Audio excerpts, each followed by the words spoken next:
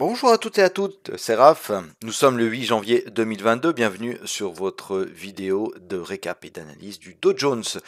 Pour cette semaine, j'espère que vous passez un bon week-end.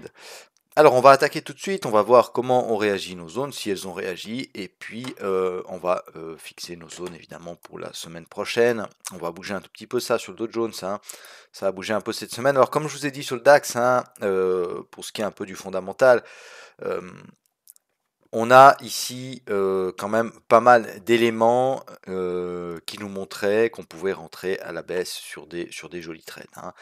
Au niveau fondamental déjà, on a eu cette rotation sectorielle, donc d'accord, on a peur de la hausse des taux, on enlève nos billes du Nasdaq, d'accord, et on les met dans le secteur bancaire et sur le Dow Jones par exemple, d'accord. Et c'est un peu ce qui s'est passé dans un premier temps dans la semaine, pour ça que le Dow Jones a continué à monter alors que le Nasdaq était baissier, ok.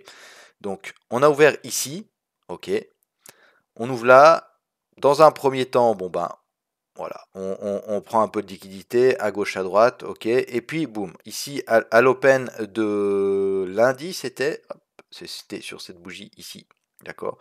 Donc, on vient chercher ici le bas de notre petite conso qu'on avait, et puis on casse notre zone 2 à la hausse. On casse notre zone 2 à la hausse. Alors, elle avait résisté une première fois ici. Là, elle est cassée. On vient se réappuyer dessus. Donc, moi, à ce moment-là, ce que j'avais fait, c'est que la zone ici, elle était devenue une zone de support. D'accord. Les zones, elles peuvent inverser de rôle, évidemment. Donc, on casse. On vient rechercher cette zone-là. Vous voyez, on a un petit signal ici en 4 heures. Si on descendait dans les UT. Attendez, alors on va faire comme ça. Hop. On va mettre ça dans les UT inférieures et puis on va aller voir ce qui s'est passé en 1 heure par exemple. D'accord, angle monte haussière, pile sur le sommet de notre zone ici. Ok, et puis on va chercher les plus hauts. D'accord, donc là il y avait déjà un joli trade à faire. Ensuite, si on revient en 4 heures, hop, donc on vient ici, on fait un plus haut sur le cours et on ne parvient pas. Alors elle est moins claire que sur le DAX, mais elle existe, elle est là et elle se valide de nouveau sur cette bougie. Donc de nouveau c'est une grosse bougie, comme sur le DAX. Si on rentre ici pour essayer de jouer la div, d'accord. Alors deux choses qui étaient un peu moins intéressantes que sur le DAX, sur le Dow Jones, c'est que on aurait évidemment préféré qu'elle se matérialise ici dans notre zone 1, la div. Donc elle s'est matérialisée là, ok. Mais on avait quand même les 36 800, d'accord. Chiffre rond important, d'accord. Et puis si on descendait dans les UT, si on va en 15 minutes, on avait également ici, hop, une petite div 15 minutes, d'accord, qui a été validée sur la bougie suivante, donc sur cette bougie ici. Ok, voire même sur celle-là. À voir, il faudrait être vraiment précis. Alors pour être vraiment précis, si on regarde ici, 58. Ouais, c'est plutôt sur celle-ci. D'accord, et puis après vous voyez que bon bah on fait largement le TP qu'il faut. Ok. Donc revenons en 4 heures. Si on veut jouer le TP de la div, si vous êtes dedans, conservez votre trade. Et voilà, les 50%, ils sont là à 35 700. Voilà, on a la moyenne mobile. On a le haut de la bougie mère hebdo, donc on pourrait venir retester le haut de cette bougie mère ici. Ça serait évidemment intéressant parce qu'on avait fait 2 tentatives de sortie. Ok, et puis à la troisième, ça passe. On peut très bien venir retester avec un petit excès. On vient taper les 50% et on repart à la hausse. D'accord. Maintenant que voilà, on a eu cette baisse-là, elle a été provoquée par quoi? Par la Fed de mercredi soir, d'accord, à 20 h. On nous a annoncé que le tapering pour 2022, effectivement, il allait se faire, et puis qu'il allait avoir une hausse des taux en 3 fois. On le savait déjà, mais voilà, on a eu cette réaction quand même. Donc maintenant que la réaction est passée, c'est peut-être un peu une excuse aussi pour faire un peu baisser, enfin une petite prise de bénéfice, refaire baisser un peu les cours sur des niveaux où c'est plus facile de rentrer. Donc là, attention, on a les précédents hauts ici, ok. On a les 36 000, hein, regardez comme ils ont bien réagi les 36 000. Allez, on va enlever ce Fibo, il va nous embêter. Ils ont super bien réagi les 36 000, hein, mais on a toujours ici ce pivot mensuel et cette zone 3 qu'on n'est pas venu chercher. D'accord? Donc méfiance sur la petite hausse. On surveillera quand même, ici on a une IB, enfin on a une bougie mère 4 heures. D'accord? Avec une première inside bar ici. D'accord? Si on va en 1 heure, on a également une bougie mère en 1 heure. Ok, donc moi je vais pas la noter en 4 heures, ça va trop alourdir mon graphe, mais notez-la en 1 heure. Ok, vous prenez simplement 2 traits et puis vous notez ça. D'accord, et moi ce que je fais très souvent, c'est que je mets une alarme, hop, de chaque côté. Comme ça, si on vient taper ces niveaux-là, eh bien ça m'intéresse, hop, de vite me mettre sur le Dow Jones, d'accord, parce que moi le Dow Jones je le regarde à partir de 14h30 à peu près l'après-midi. Le matin, je suis plutôt sur le DAX. Hein. Si, bon, cette semaine, j'ai pas trop tradé le matin, mais voilà. Mais franchement, il faut, voilà. Faites ça, vous mettez une alarme de chaque côté, vous patientez, et puis si ça vient taper d'un côté ou de l'autre, vous regardez la réaction, peut-être aller en 15 minutes, voir une éventuelle réaction haussière, ou alors si on casse, eh ben, on pourra aller chercher les niveaux suivants. Voilà. Donc on surveillera tout ça. D'abord, on va aller voir ce qui s'est passé en hebdo. Donc en hebdo, hop. Comme je vous l'ai dit, hein, on a cassé cette bougie ici, d'accord? Cette bougie hebdo, hop. D'accord, elle a été cassée. On était quand même resté 2 semaines à l'intérieur. Donc c'était une bougie de contrôle qui contrôlait les prix pendant 2 semaines qu'on a réussi à casser. Vous savez que très souvent on vient retester. Alors attention parce qu'on peut venir retester jusqu'au 50% de la bougie. Hein. Ok, on peut même revenir tout au fond évidemment. Mais il y a un setup qui existe. On attend les 50% du retest de la bougie mère. Donc si vous tradez en hebdo, d'accord, ça nous fait du 35-200. Hein. Même pourquoi pas 35 000, hein, c'est sur les 61,8. Donc surveillez ça, hein, surveillez ces niveaux-là, même s'ils semblent encore un peu éloignés, mais si on baisse, il faut garder en tête. Voilà, si la baisse elle est assez violente, il faut dézoomer, regarder en tête et puis se dire, garder en tête ces niveaux-là, hein, donc le niveau du 50%, et puis pourquoi pas carrément la S1M. Hein. Déjà quand on arrive sur le pivot mensuel, il faudra faire attention aux réactions. Non, on va se mettre en journalier d'abord. Donc en journalier, on voit quoi? Bon, on est monté, on a rebaissé. Donc voilà, on a, comme on l'a vu en hebdo, hein, on a une semaine légèrement baissière. Donc ça veut dire qu'on a trouvé des vendeurs sur ces niveaux-là. Les news nous ont bien aidés.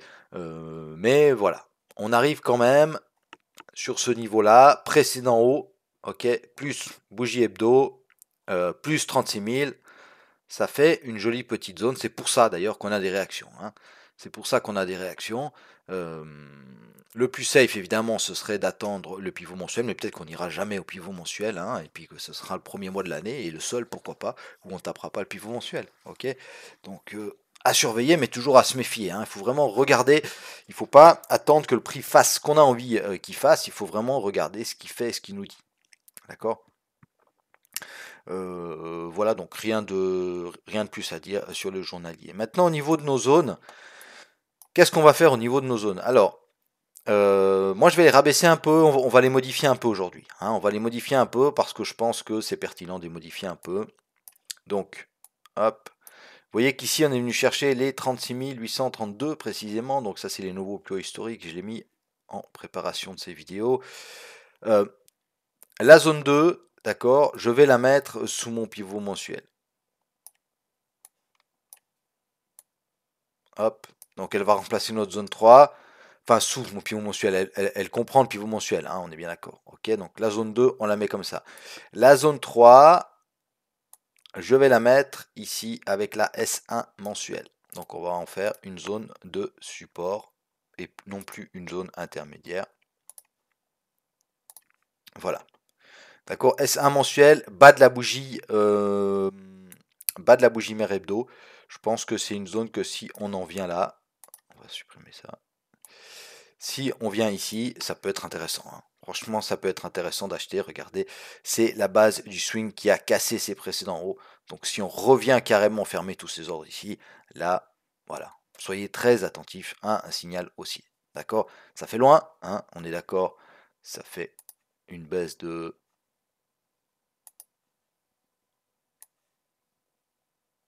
1500 points, c'est beaucoup, hein, c'est beaucoup parce que voilà. Mais tout d'un coup, hein, une mauvaise news, je sais pas, on confine aux États-Unis ou je sais pas quoi avec Omicron, euh, ça se peut. Hein. Ok, donc zone 3, elle est là, la zone 2, elle est ici. Cette zone-là, moi, je la supprime. Pourquoi? Parce qu'on l'a enfoncée, on voit qu'elle ne réagit pas aussi bien qu'on voudrait. Hein. Mais par contre, alors on supprime ça. On fait ici une petite zone intermédiaire. D'accord? Vous voyez qu'on est en train de réagir. Hein. On a ces précédents hauts là, on a ces précédents hauts ici, on a les 36 000, d'accord? On a le haut de la bougie hebdo. Il y a juste un truc que je vois qui n'est pas noté. Alors, on va aller noter ça.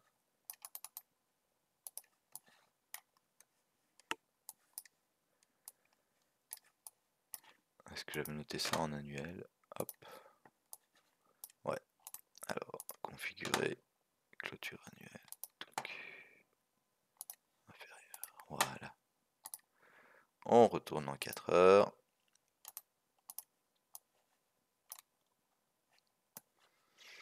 Ok, donc on a la clôture annuelle. Bon, bah, elle a réagi lundi. Hein. Là, on l'a enfoncé légèrement. On est un petit peu en dessous. D'accord? Donc, nous, on va se faire, allez, une petite zone intermédiaire comme ça.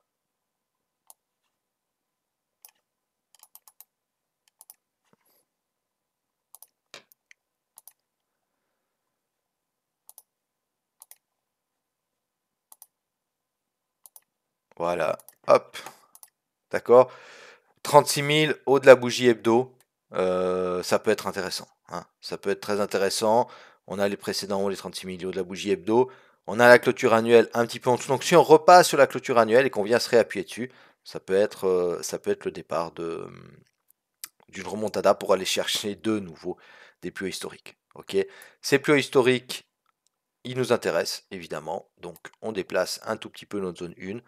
Si on venait à casser cette zone 1, on serait toujours attentif à l'ancienne zone 1 qui était ici, et surtout aux 37 000. Vous voyez qu'on a les 37 000 juste au-dessus. Ouais, d'ailleurs, on peut les prendre dans la zone. Voilà, on les prend dans la zone, comme ça, on a les 37 000 avec. Hop, voilà. Ok.